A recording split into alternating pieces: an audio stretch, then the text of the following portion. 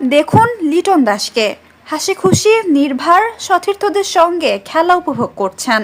এমন নিশ্চিন্ত লিটনকে আমরা খুব কমই দেখি। জাতীয় দলের অধিনায়ক হিসেবে তার কাঁধে সবসময় থাকে দায়িত্ব, কিন্তু বিপিএলে রংপুর রাইডার্সের হয়ে খেলার সময় দায়িত্ব অনেকটা কমে গেছে।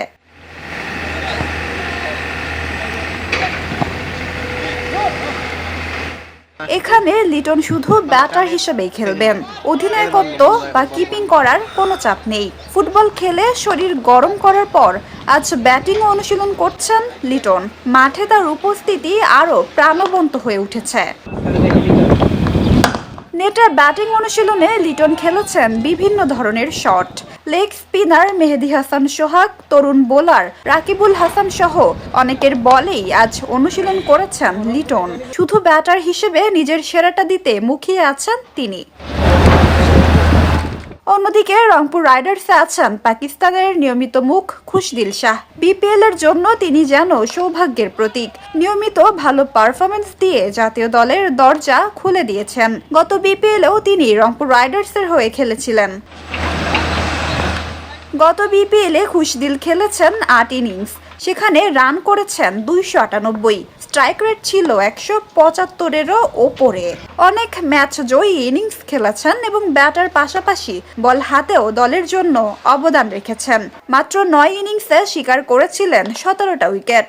ইকোনমি ছিল চোখে পড়ার মতো, মাত্র ৬.০৩।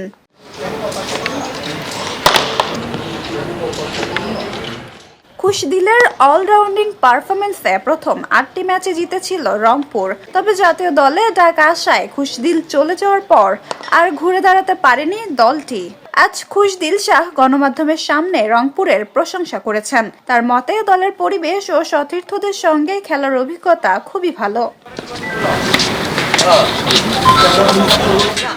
দুই ক্রিকেটার লিটনের নির্ভার হাসি এবং খুশদিলের ধারাবাহিক পারফরমেন্স দেখাবে রংপুর রাইডার্সের মাঠে কতটা প্রাণবন্ত হতে পারে বিপিএল। ক্রিকেট প্রেমীরা নিশ্চয়ই অপেক্ষায় রয়েছেন তাদের পরবর্তী ইনিংসের জন্য। নাজিফা তাসনিম, ক্রিকেট 97।